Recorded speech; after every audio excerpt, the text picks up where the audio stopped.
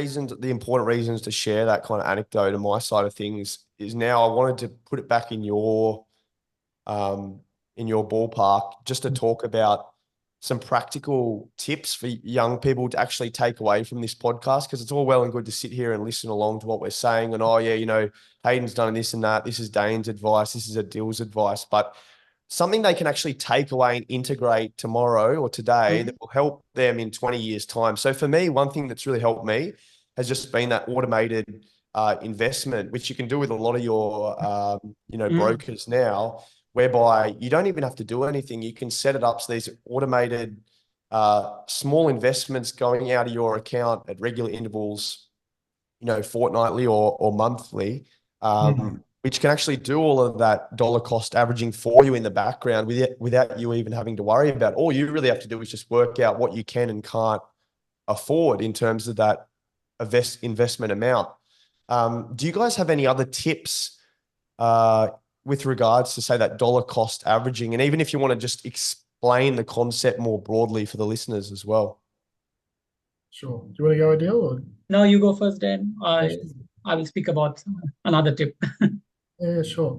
So maybe I'll start with the last part of your question, Hayden, in terms of just explaining dollar cost averaging. It's basically recognition that the investments that you're making, they go up and down in price over time. And we've talked about things that sort of happened in COVID and whatnot. And dollar cost averaging is essentially just setting a certain amount of money that you're going to allocate to that investment on a regular basis, could be monthly, weekly, or whatever, and just taking whatever price that investment is at that point in time. And so what that means is that during the ups and downs of the market, you're consistently adding to that. Sometimes it's at the higher prices, but you're also picking up the lower prices, and it's just a mechanical approach that over time builds wealth in a consistent way. In terms of, and I'm probably going to steal some of Adil's thunder, the practical tip beyond what you do with your money is the step before that, which is have a goal or goals that you want to work towards. They could be whatever they happen to be, and they'll change over time. But simply just seeing investing as a good thing to do is certainly better than doing nothing.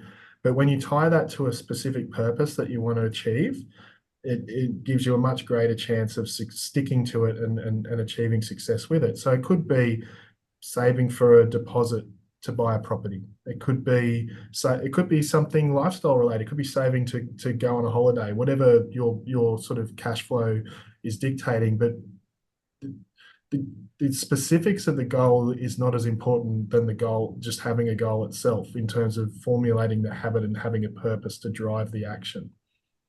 Do you want to add to that, Adil?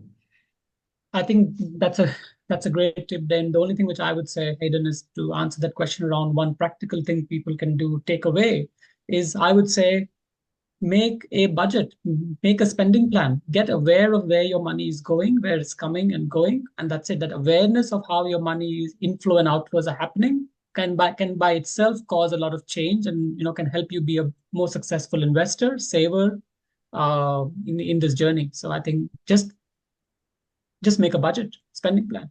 There's plenty of free ones out there. If you Google Money Smart Budget tool, it's a free tool that the federal government sort of have. It's an online based tool, and it's very sort of interactive and very, very simple to put together.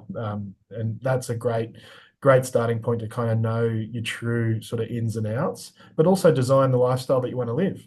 You want to say, well, I want to do these sorts of activities, or I want to be able to travel. So I've got to make sure that I'm not going to be traveling every pay cycle. So I've got to make sure I've got to put a portion of my pay aside for that longer term savings goal. And then conversely, that potentially becomes a goal that your investing money is working you towards as well.